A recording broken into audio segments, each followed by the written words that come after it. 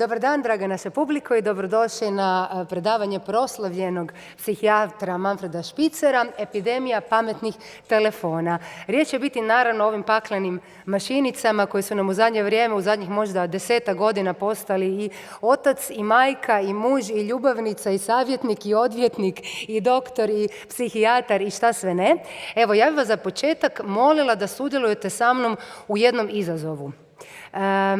Evo, s obzirom da smo svi tako dobri u ovoj dvorani, ja ću otkriti jedan dosta intiman i šokantan podatak o sebi. Volio bih baš da sudjelujete sa mnom u tome. Ne znam koliko često provjeravate average screen time na vašim telefonima.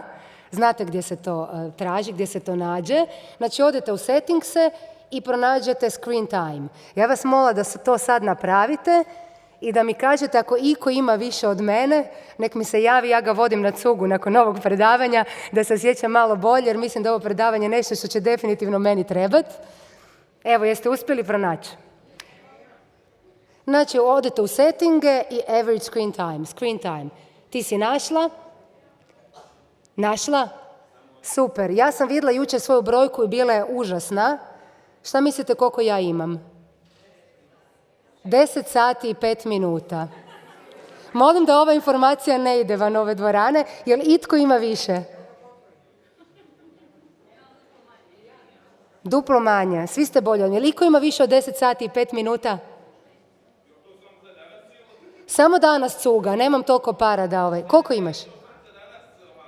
U zadnjih tjedan dana average screen time. Evo, još čekam nekog hrabrog da kaže da je gori od mene, jer sam ja najgora od sve djece. Ja imam iPhone, vjerojatno imate i vi na drugim nekim telefonima, ali to ne znam.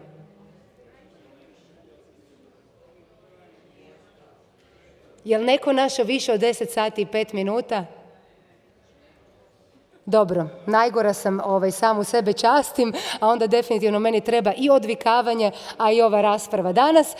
Gospodin Špicer će imati svoje predavanje, nakon toga očekujemo vaša pitanja. Otvorite se, stvarno smo svi tu da vama olakšamo i da se vi olakšate na neku foru i da postavljate pitanja. Gospodin Špicer jedva čeka da vam objasni sve što vam nije jasno, a ja se idem liječiti. Hvala vam i jedan veliki aplauz za Manfreda Spicera.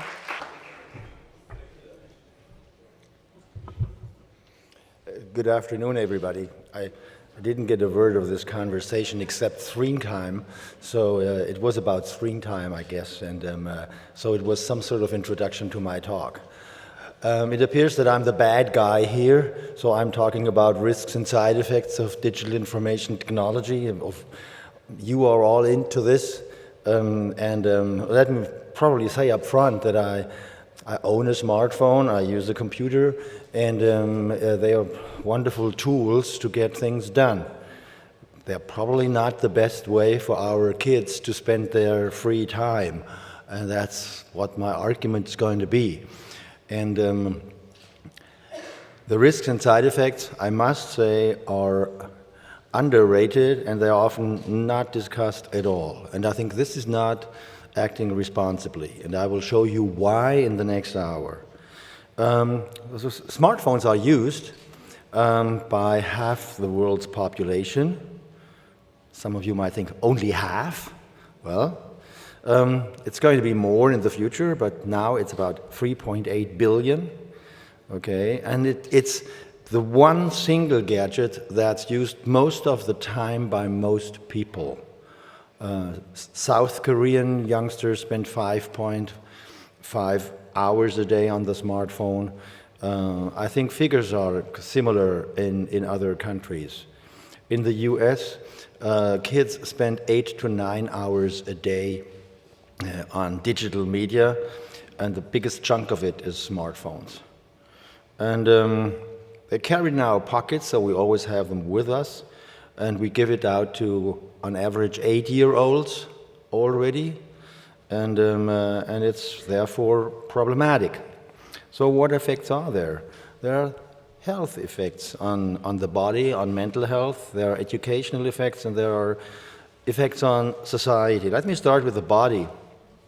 I think I need not convince you about bad body posture or being overweight.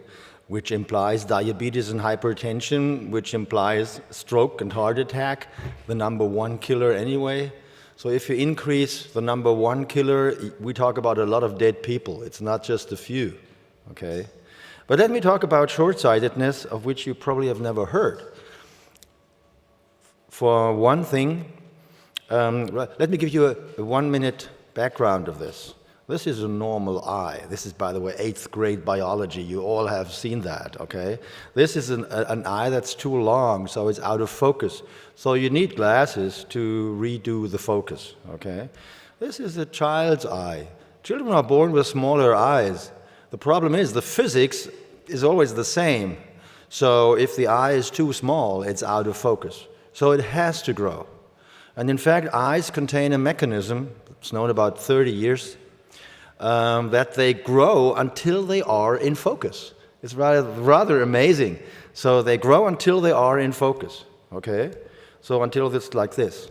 Okay, but when you look at close range, the rays focus further way back, so the eyes get longer. So looking at close range make the eyes longer, and if they are longer, you become short-sighted, okay? You can look at close range, but if you look at far, you are out of focus.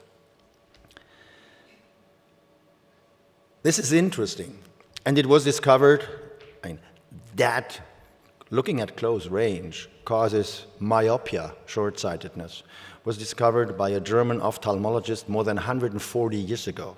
They call this school myopia because the more intelligent children who learned more, spent more time on books, all needed glasses in the end. And you know about this. It turns out that in Germany, reading is no longer a problem, and I think it probably is the same thing in Croatia, simply because the average German adolescent reads about 15 minutes per day in a book or a magazine. But looking at close range is a problem, given the smartphone, which is not only the most widely used digital gadget, it's also the smallest.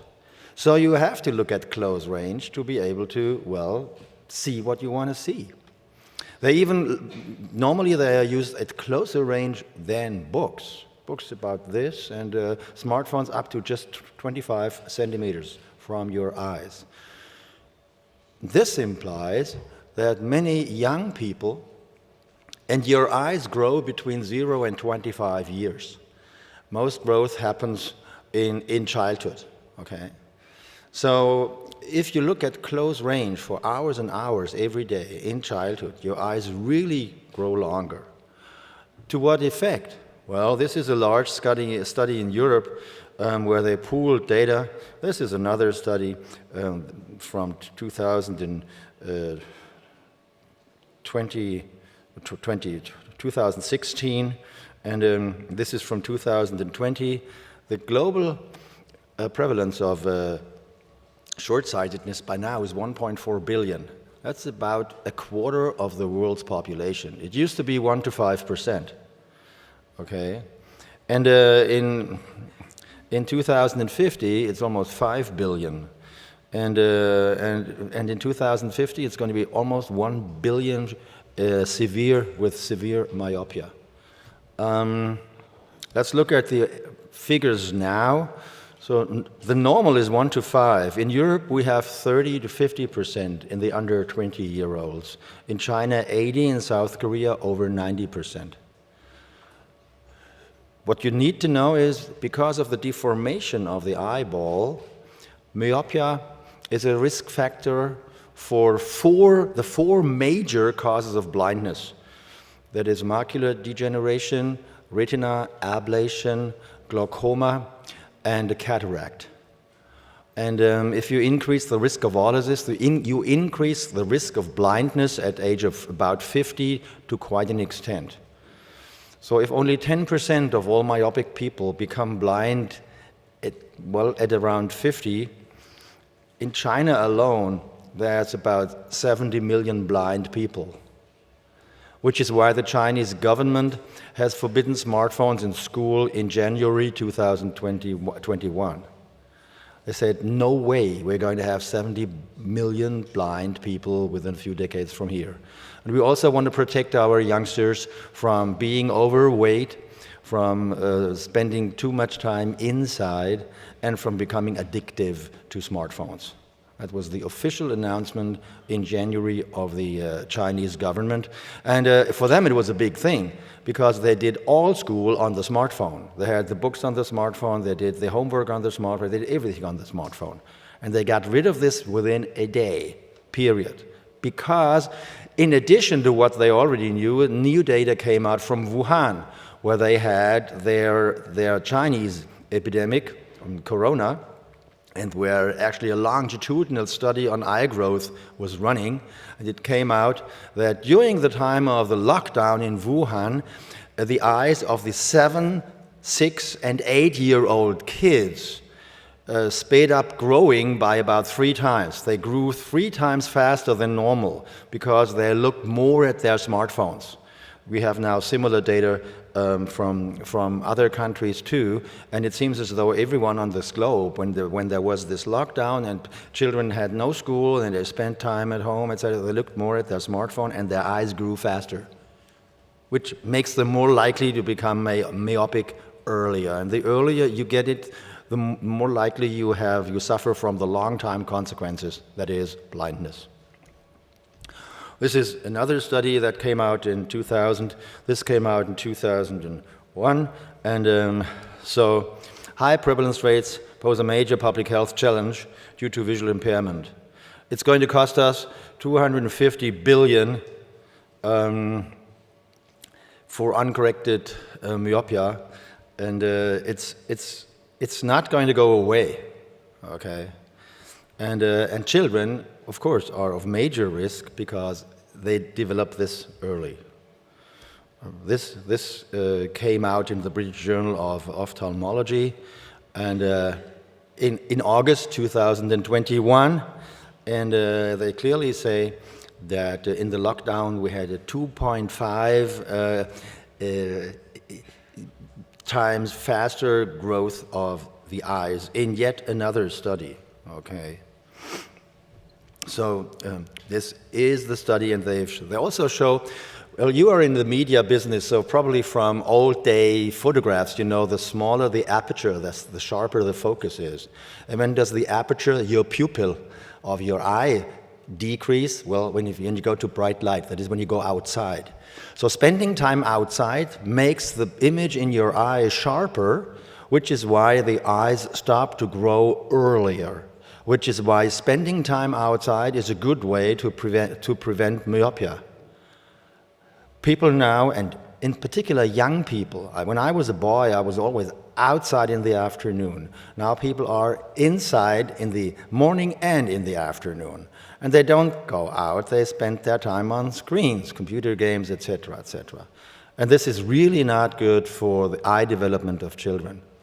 So spending time outside and not spend all the time looking at close range is the way to prevent myopia. This is again about the progression. So what to do about this? Well, let me state up front, this is caused by interfering with normal eye development. That implies that once the development is done, once your eyes are done, that's that. Of course, you can do surgery and you can laser your lens, etc. But the deformation of the eye socket, there's nothing you can do about this. So your increased risk of going blind when you get older, there's nothing you can do about it. Okay? And it happens during a vulnerable period of your lifetime, 0 to 24. And the most important thing is 0 to about 10 or 12. There's no right way of looking at your smartphone. As long as you look at it, you look at close range, and that's that. The dosage makes the poison. My screen time on my smartphone is about 20 minutes a day. That tells me every week my screen time, etc. So 20 minutes a day probably won't hurt. I'm not sure, but probably not. And in particular, since I'm 63, my eyes are fine. Okay, so I'm off the hook in this respect. But again, young people aren't.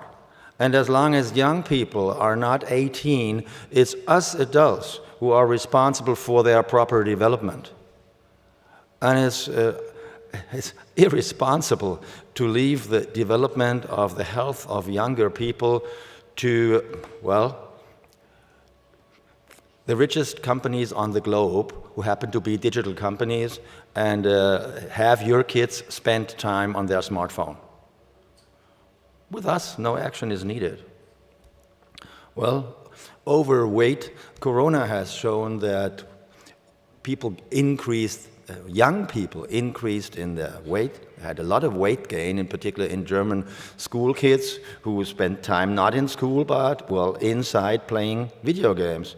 I got emails from school teachers. The average weight gain was 15 kilograms in my class. I hardly could recognize them when they came back after 8 weeks of school closure. Okay, so this is a big problem. And again, 70% of fat kids become fat adults. And being overweight is the major risk factor for cardiovascular diseases, and that's the major risk factor, the number one risk factor for death. So we're talking about a lot of people. Sleep disorders, well, I needn't tell you much that this is not good. And there's a lot of studies showing that, well, young people, they sleep too little because of their screen time. Then we know that the light that comes out of the screen is bluish, and that disrupts your melatonin secretion. That's your sleep hormone. So there is a technical fix, night shift, and you block the blue light from your screen. The problem is that if you learn, well, if you shoot down monsters at 11 at night, or if you learn that your social relational status has changed in Facebook, you probably don't sleep too well either, and there's no technical fix for that. So there are sleeping problems with smartphones, and I think you believe me. At any age, again, there's no doing it right, okay? The timing is the poison. No screens after dinner. It's what should be the rule in families for the kids. And in children and adolescents, again, because they are still under development. This time it's not their eyes, it's their brains. And their brain development will be done by about 25. But whatever you have not learned, whatever brain changes have not happened till 25, won't happen. So you better take care of proper brain development of the next generation, because in Europe, that's all we tend to have. Not much oil in the sand, okay? But we have the next generation that should be intelligent, bright, and creative. And that's what we must make sure that they have a chance to get that. Screens impair their path to that. That should be obvious to everybody, and I'll go into this a little more. Okay, mental health, I'm a psychiatrist after all. I could speak a day on this. Okay, I won't. Just very briefly. Anxiety and depression, there is a relation of cell phone use, academic performance, and life satisfaction, okay? Smartphone use gives you less academic achievement, more anxiety, and both gives you less satisfaction with your life. Another study where they measured on several occasions during 2 weeks, well, how long have you spent time just on the screen and how are you, etc. They found out that screen time, they found out that Facebook use implies negative affect. It's not that those who are a little bit effectively down spend more time on Facebook. No, because they did measurements serially. They could figure out that you are in Facebook first and then you are depressed, not the other way around. And if you are oftentimes in Facebook during a period of 2 weeks, your life satisfaction goes down. There's a large study in the UK, and it showed that girls who spend more than 2 hours in Facebook at the age of 13 will be twice as likely to be depressed at 18. Given depression is one of the most likely disorder among physical and mental disorders that young women can suffer from. Again, this is not small numbers. This is big numbers getting bigger, okay? And a very large study in the US It's this one, Twinge. It's done on more than 500,000 13 to 18-year-olds, boys and girls, and it was found that first, during the time of the study from 2010 to 2015, from the national statistic on suicides, it came out that suicides increased in boys, in adolescent boys, by 30%, and in adolescent girls by 100%. And it came out that the more time you spend on the internet, the more suicidal ideation is there. No matter if you just do the two variables, spending time on screens and suicidality, or if you use additional variables like your socioeconomic status, that is a combined variable of how well educated are your parents and how rich are they. And if you put this together, you get the socioeconomic status of your background. And if you parcel that out, you get the same result. So you see two curves completely overlapping. So no matter how you do the math on the data, you get this effect. Facebook knows this. This came out in the Wall Street Journal a couple of days ago. Facebook knows that it is detrimental to especially women's mental health. More anxiety, more depression, more mobbing, less life satisfaction, more suicides. That's all known, and this came out on in some investigative journalism in the Wall Street Journal. Addiction.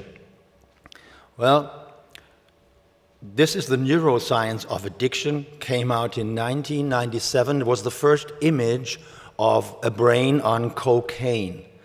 They took, this is a PET scan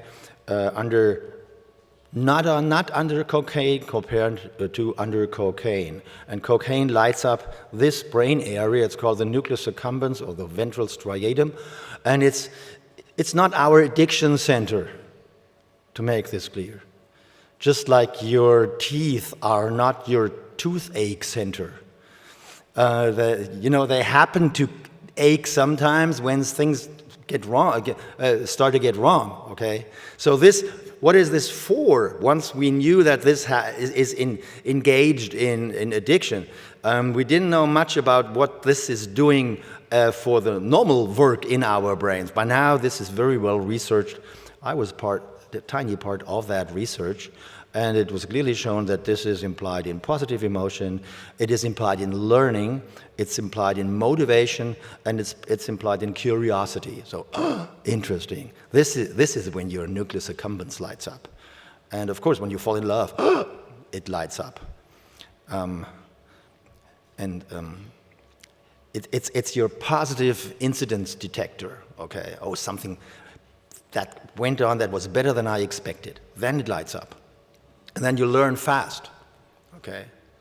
Now there are now non-substance related addictions. The first one was gambling, and now we have computer game addiction.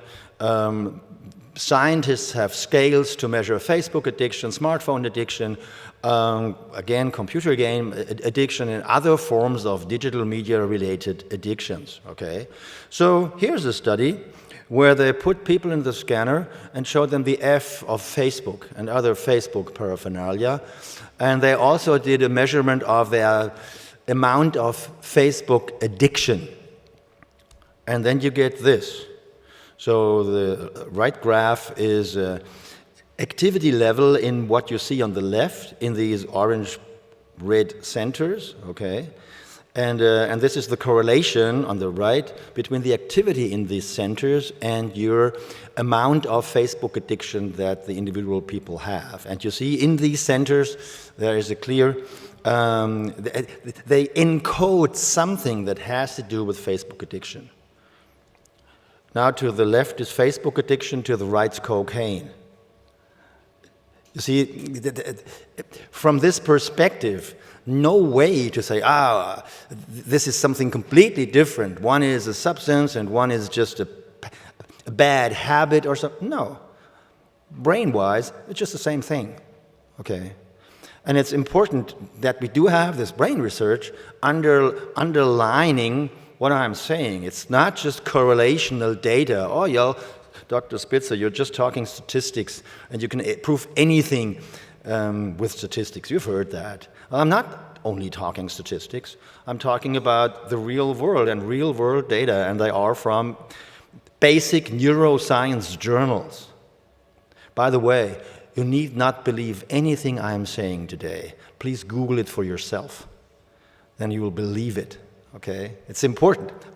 Everything I say, I can back up with real data from good medical journals. So it's not, you say, Dr. Spitzer, this is such and such. I can say, no, not I'm saying this. I just summarize the data for you because you would spend, well, I spent years diving into about 3,000 publications on this, and I give you a short summary of 3,000 scientific papers. I counted the number of quotations, books, and references in my 4 to 5 books on digital media, and you end up with about 3,000. Okay, so that's what I plowed through in order to give this talk. Education. Well, there's impaired cognitive development, more distraction, less attention, less learning, less knowledge, therefore more dementia. Let me run you through this quickly. Impaired cognitive development. This is a big study from January 2019. By the way, there are many more. My examples that I'm showing you here are the most recent or the biggest or the classic ones. Okay? There's not just this study. There are many studies. This just happens to be in 2,500 kids age of 2 to 5 who were investigated. And it's a Canadian study. And, well, this is how data get published these days. But it's actually very simple what came out. The red circle is screens at 24 months. It is screen time of the baby at 2 years. And this negatively predicts what's called ASQ3 at 36 months. ASQ3 is a test in cognitive development. Okay, and it's called 3 because it's ASQ3. It's because it is for younger people. Okay, it's not an IQ test for adults. So you do a specific test at 36 months, and the relation is negative. And it's not the other way around. So it's not that the less bright kids spend more time on screens. No, it's the more time on screens at 2, the less bright they are at 3. And the same thing here. The more time on screens at 3, the less bright they are at 5.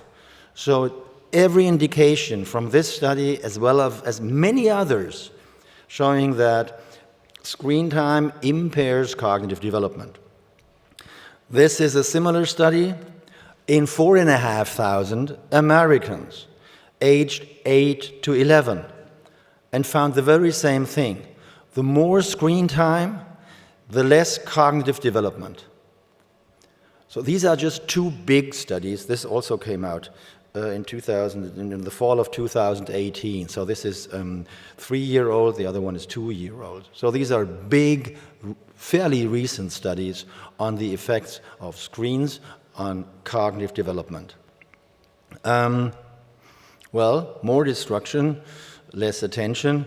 This is an old study. What happens when your phone rings and you just work on something? Well, turns out that your attention, sorry, a German slide, when the phone rings, the black columns, attention goes down and memory goes down, significantly so. So this is obvious. Now let's look at a more recent study from January 2017. What happens if you put your smartphone on your desk and it doesn't ring? It's just there. How do you investigate this? Well, the control condition is you have your smartphone in your pocket down there, okay, in your bag. Or you have the third control, or the second control condition. The third condition is you have your smartphone in the adjacent room. That's what they did.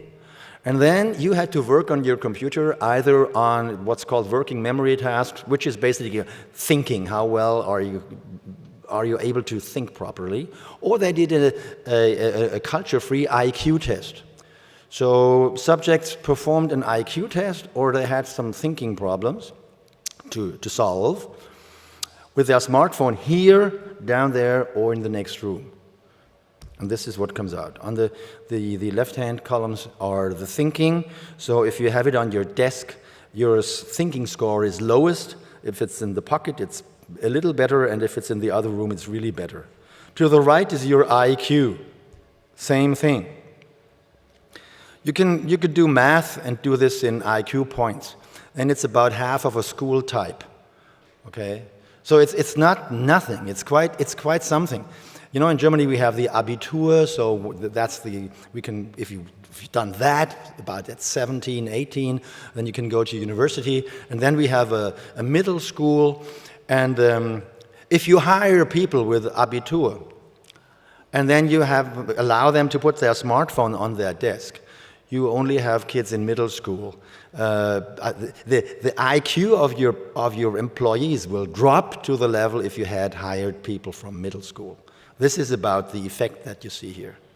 It's a major. How can this be? Is it bad radiation? No, of course not. It's very simple. If you have your smartphone here, you constantly have to use a little mental effort not to look at it. And this mental effort, now I won't look at the smartphone, even though I could check my mail or could check my Facebook status or whatever. No, not now, okay? You have to have extra mental activity not to look at it. And that's measurable, and this is how big the effect is. I was surprised to see such a big effect. It's such an easy study to do, okay?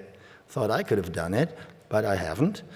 American scientists have done it and published it, and I think it's really important. It doesn't do anything, it just sits there and impairs your mental capacity. It decreases attention, large-scale study in more than 7,000 Chinese adolescents, and it also shown that the more they use their smartphone, the more likely they are to become smartphone addicted. Okay. Education, decreased learning.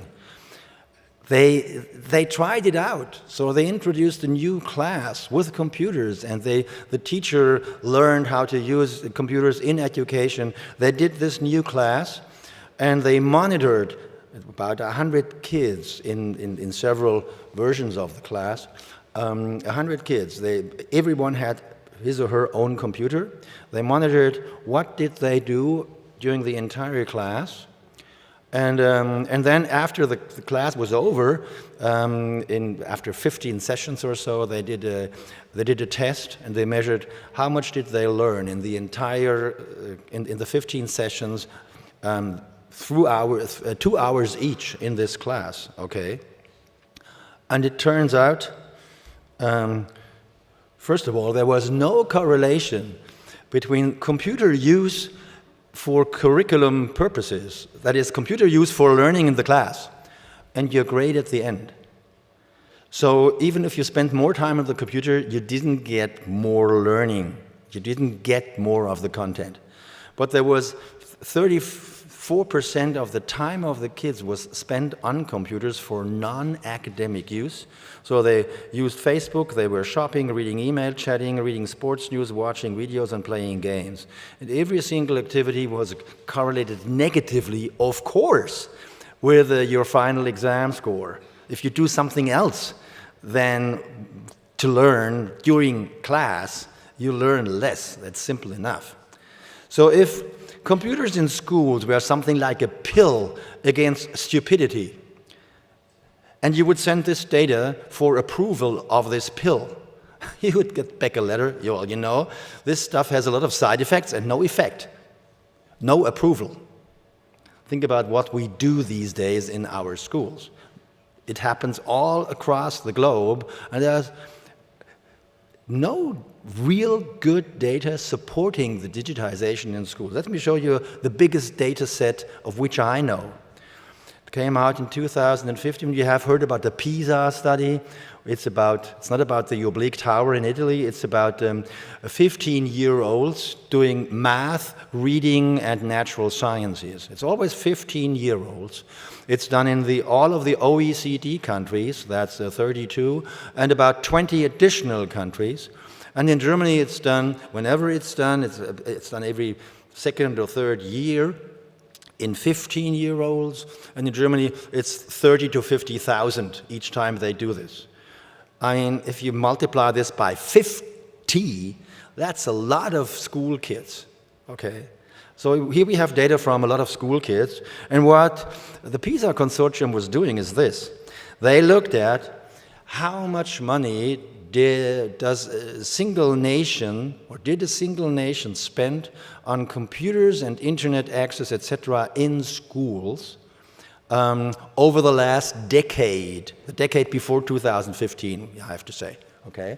So this is few computers, more computers, spending per child, so that it's normalized on, well, for each child in that country. And this is, did they get better or did they get worse over the past 10 years during the time the spending was done? And if more computers would give you better learning, you should expect such a graph. Are you with me? It's as simple as that. More computers give you, over time, improvements in learning, and fewer computers give you, well, decrements in learning. The actual data look like this. And again, these are data from definitely more than 1 million 15-year-olds over 10 years, clearly showing there's a negative correlation, about 0.5, between spending on digitization of schools and the result. For example, Australia, they are way back here, okay? They, in 2008, they spent 2.6 billion Australian dollars in internet access and digital tablets and laptops. In 2015, they learned about this result and they got rid of everything in 2016, simply because it did not work, and in fact it made kids worse. Finland was always the PISA champion, okay? No longer so. They invested heavily in digitization in schools, and they went down. As you can see, Finland is quite down. They went down about 25%. In Germany, there's a lot of lamenting about we are way back behind in digital spending in schools. Well, thank goodness we did a little better over the last 10 years, okay? Because we have not invested that much. Decreased knowledge. Well, you learn less when you use computers for learning. Let me give you my prime example study because it's such an important one. You probably have heard about West Point. This is where the US military academy is. And the authors of this paper, it's a study done in West Point where they thought of digitization of their college, their academy, and then they thought, well, let's try it out first. So they did a randomized controlled study of 50 classes with about 15 students in each class. So they had about 700 students, and they randomized such that 17 classrooms had a laptop and a tablet, 15 classrooms had just a tablet, and 18 classrooms had no digital gadget. And then they performed a whole semester, then they did all the exams, and then they looked at the grades. And they found that those who did have nothing fared 20% of a standard deviation better than the other two groups. So they concluded not to introduce digital media in their academy. And in fact, it's not just me and a few studies. This is a summary paper almost 5 years ago that came out in the Scientific American. Students are better off without a laptop in the classroom, period. This is a study that was published by the London School of Economics. Really good educational research nowadays is done not by educational people, but rather mostly by economists. Schools cost a lot, so you want to know, is this profitable, okay? So what they did, Beland and Murphy, they identified 90 schools in Greater London that introduced a smartphone ban, or a mobile phone ban, between 2002 and 2012. And you see this here. You had, in 2002, you had the first 3 mobile phone bans, and in 2012, there were 90 mobile phone bans. They went to the schools, got the grades of every single kid in those 90 schools. More than 130,000 kids were involved in this. And then they not only got the grades from the time before the ban, but also a year after, 2 years after, 3 years, 4 years, 5 years after, and before. Now you can push and pull the data such that at time 0 for everybody, the smartphone or the mobile phone ban starts. It's important, simply because it's actually a very interesting statistical trick, because you have, school reforms, you have new textbooks, you have all kinds of things happening at school all the time. So it's hard to do statistics. But if you kind of blur the data such that you overlay them, that they all start with 0, no matter at what time point that was in real time. It was sometime in 10 years. Okay? So every single school that did something, or even if at a certain year a reform was introduced, that got smeared out, okay, through your data, so the effects should cancel each other out. So the only effect you measure really is the one that starts at point 0, which was the mobile phone ban. This is how the data look. So they normalized it to 0 at time point 0, and 1 year later, there was a statistically significant increase in the grades. 2 years later, again a slight increase, and then you get an increase in grades over the years. Before, it oscillates around 0, and the error bars overlap with the red line. That is, it's no statistically significant difference. Okay. But after the ban, you clearly get significant differences, and they get better. Now they had data from more than 130,000 kids, and when you have a ton of data, you can do subgroup analysis, which is what they did. So they formed 5 groups: the 20% worst doing kids, the 20% not so good, the 20% middle, the 20% good, and the 20% very good kids. And for every single group, they measured how much did the smartphone ban affect their performance. And this is the result. So on the left, you see the improvement of the 20% kids who did worst in school. So what you can see here, the problematic kids, they benefit most. The very bright kids, they are not hurt by a mobile phone. They don't benefit from it either, but they are not hurt, okay? But the more destructible, the more the more fragile the background of a kid is, socioeconomically or mentally, or you name it. Maybe parents not that bright, not so able to help their kids, etc. You can think of anything, okay? So it turns out that the more vulnerable kids are those who are most hurt by digital media and benefit most when you ban them. So the most unsocial thing you can do is introduce digital media at school, because the poorest and the most disadvantaged kids will be hurt the most. And whenever this is investigated, no matter what study, this comes out. I don't know of a single study showing that the not-so-good kids benefit most from digital media. It's just, there's nothing out there. The opposite comes out whenever you looked at this. And I know quite a few, maybe 24 studies on this, every single one. The already fragile, poor children do the worst when you introduce digital media in schools. So more dementia. I've been a lot criticized. How can you say digital dementia? There's no study taking the 1,000 babies and give them out randomly, either a tablet or no tablet, wait until they're 80 and then measure dementia. And so since we don't have such a study, how can you talk about digital dementia?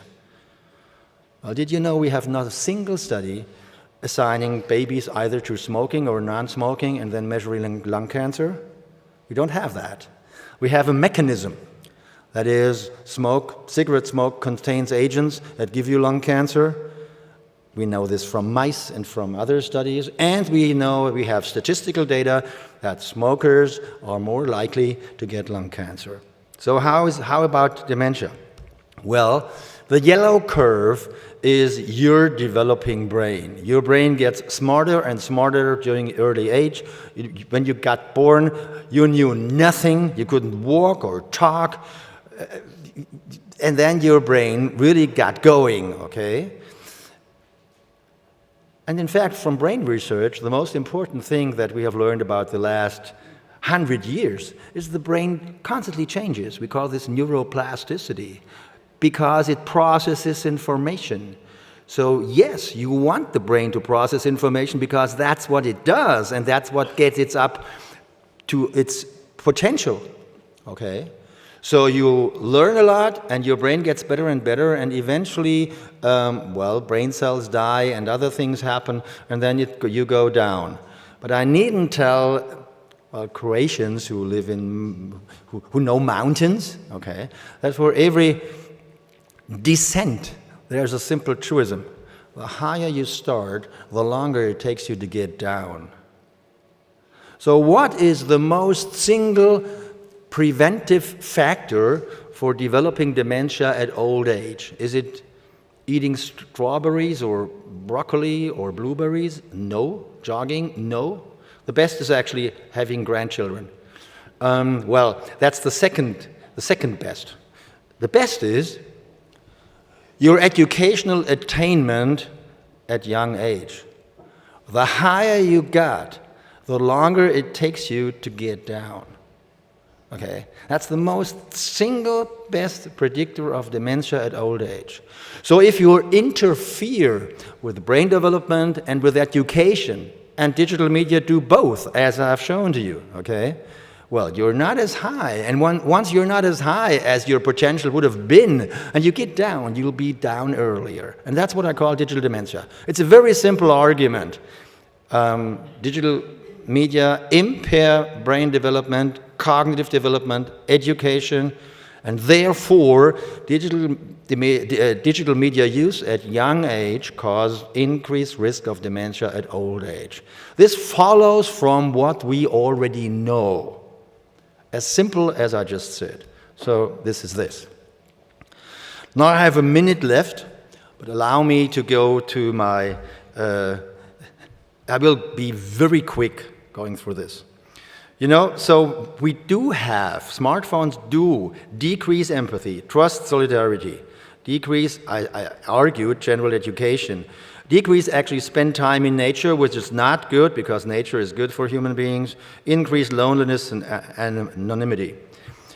And we have this too. So let me, just a few sentences on these four.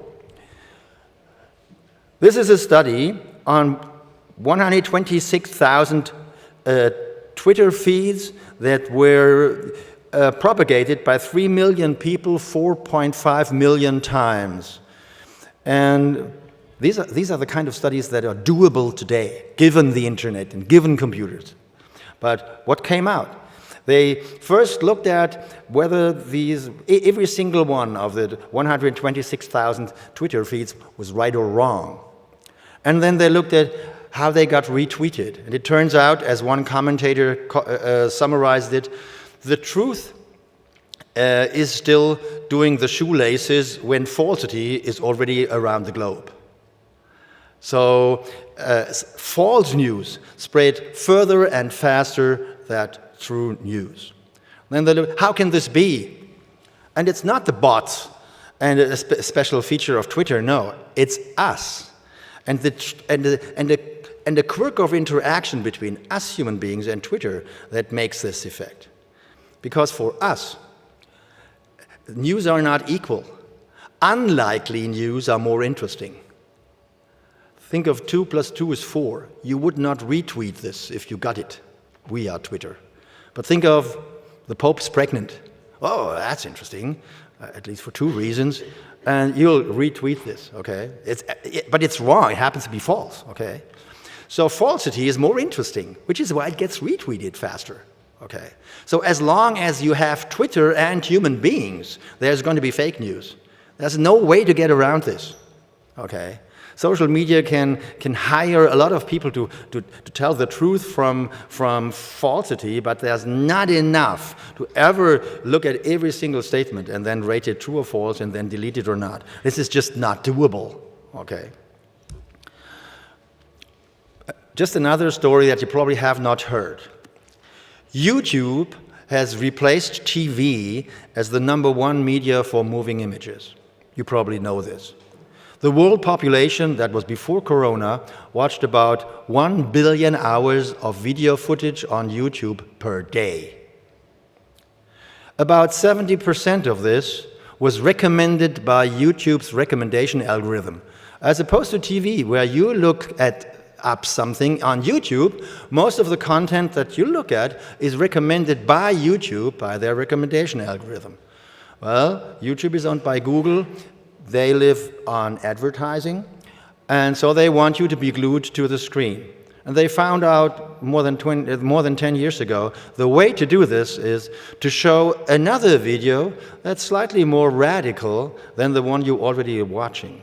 So you Google vegetarian food, and you watch the video, watch the next one and the next one, and then you will be watching a vegan video, okay? You want to know about jogging, and you Google and you find a YouTube video, and 5 videos later you will be at ultramarathon. You start with Bill Clinton, you end up with Karl Marx. You start with George W. Bush, you end up with the Ku Klux Klan. It's as simple as that. And YouTube does that because they found out it's the best way to keep people glued to the screen. You go like this, okay? What does this imply?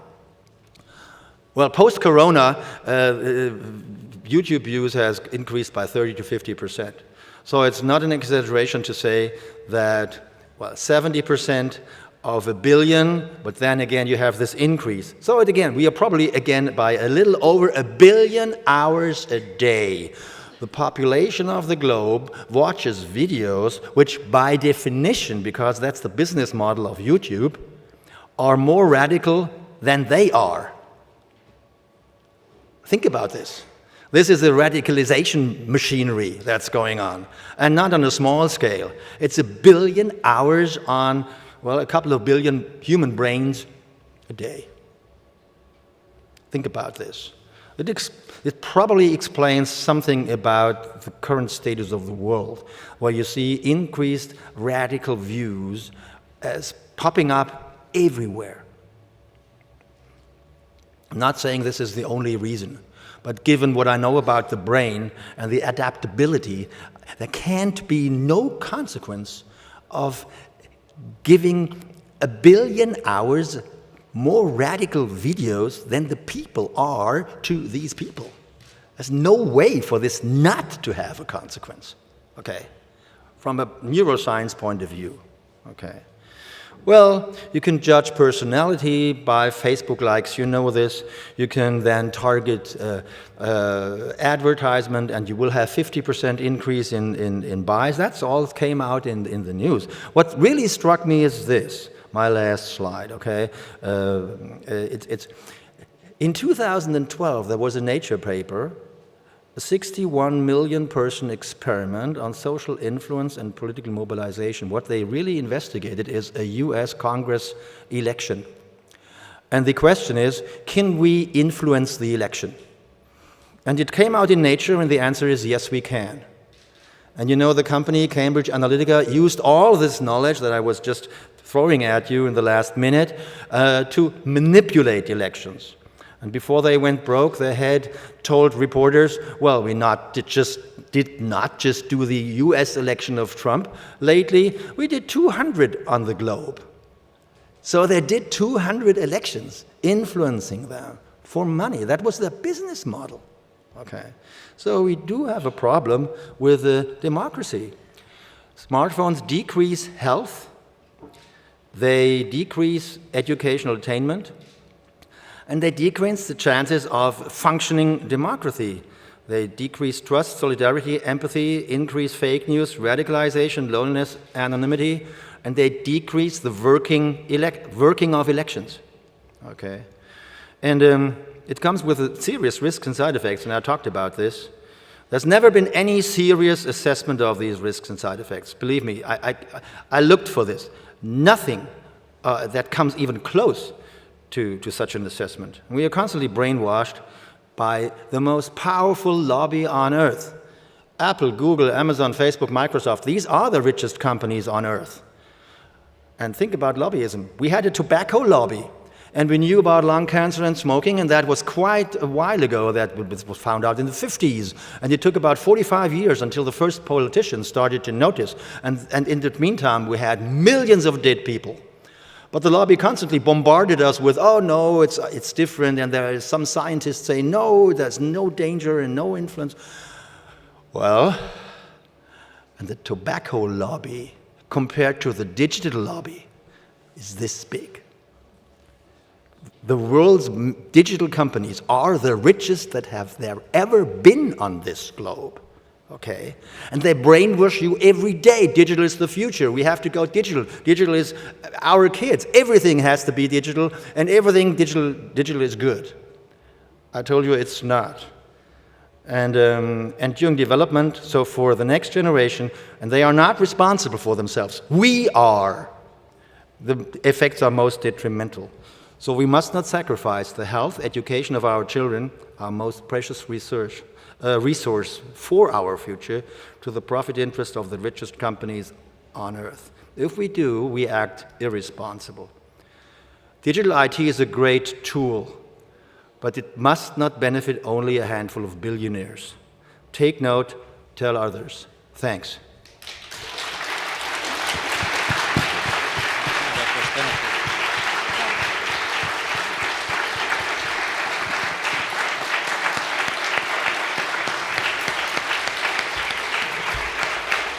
Thank you. Wow, that was a big applause. Well, thank you for this lecture. I mean, it was really realistic, scientific, but also very depressive, because you more or less told us that everything that we talk about at this festival is wrong or harmful. So it's not a bright idea to start with, but we have to, start all over. But I think every one of you is over 18, so that's fine. Yeah, okay. We are responsible for ourselves. Maybe physically. No, because I started in the introduction, my personal screen time on my mobile phone is 10 hours a day. I'm sorry to tell you, but that's the truth. And I don't think that anybody else in this room think about this now. Yeah, okay. But I'm 40, so it's okay. I mean 30. But my question is considering the kids, because I'm a parent, and I really think that most of the people here are parents. So what is your advice primarily for the kids? What does that mean? That we should kick the kids out of the house to the park, close the computers, we shouldn't let them play any games or totally, or, just part of the day. What is your advice? What should we do with smartphones? Because you know what I did with my son? I really banned him to play games, and then he comes to the school, and now he's kind of a misfit because he doesn't understand, the talks with some other his friends of the school, that they are talking all over about these cartoon characters, about game characters, and he's a little bit left out of these talks. Well, first of a few rules. What you don't give to your kids, you don't have to forbid from next day onwards for the rest of your life. Okay, that's simple enough. Don't give an 8-year-old a smartphone, not even a 10 or 12-year-old. The effects are so bad, you will regret it instantly, and you'll notice that. So, well, maybe you start with 14.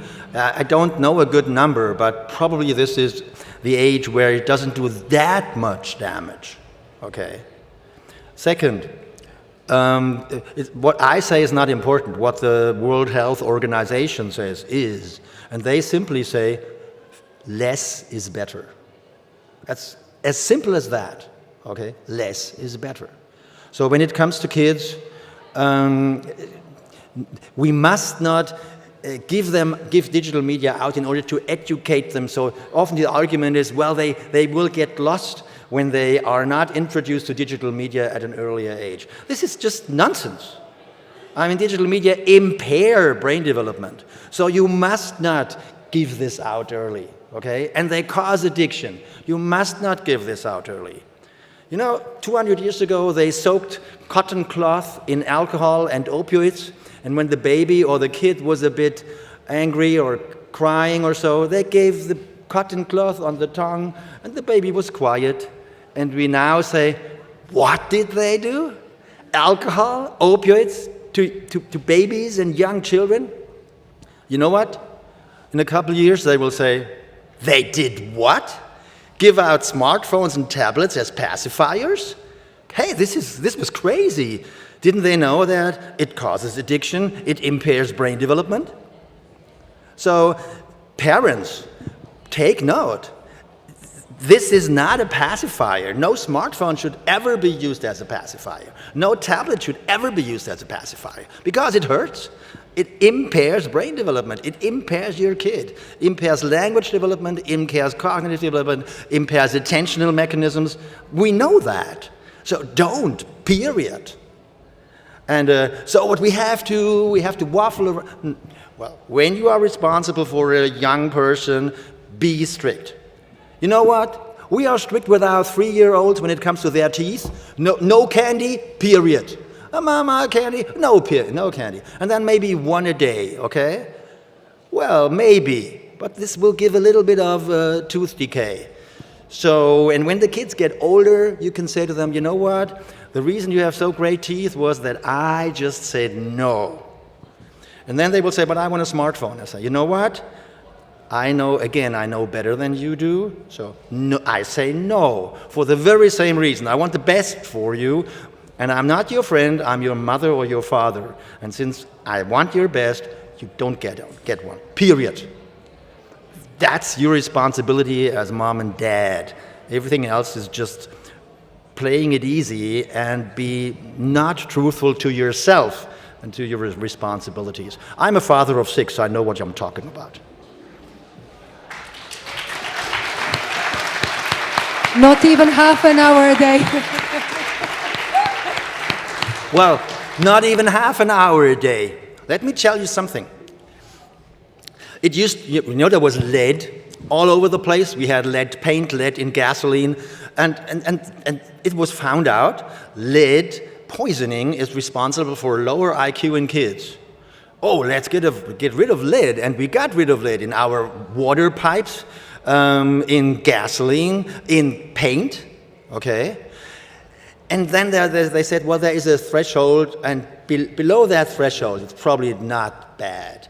There's a recent study out where they measured lead in kids. They all were below threshold. And even below threshold, there was a clear correlation between the lead in the blood and the IQ of the kids. So there is no threshold because they were all below the so-called threshold that doesn't exist. And if you know lead paint is not good for your child's IQ, you don't ask, can't it be a half of a white wall? It looks so nice and shiny. No, you don't, because the kid will go this and will ingest the lead. Okay? So we are strict with lead. We are strict with candy. Why aren't we strict with digital media? Because we are brainwashed by the industry. Let's face it. And let's make sure we realize this and act responsibly. Oh my God, okay, I give up. Any questions from the audience?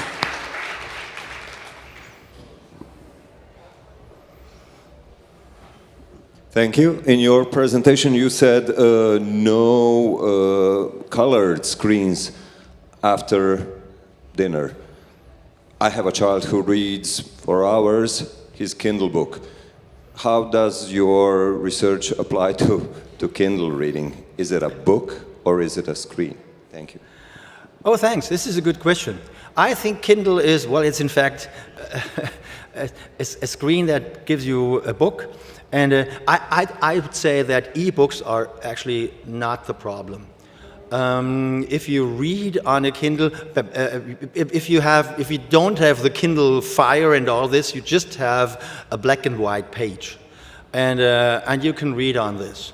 And in particular, it's good for these voracious readers who can take a book, a suitcase of books onto holidays. I mean, their bag doesn't suffer that much when they take a Kindle on holidays. So I think the Kindle is not that bad. But talking about e-books, the e-book industry often says, well, we can increase the attraction of the e-book by making it by taking advantage of the digitization of the content, okay?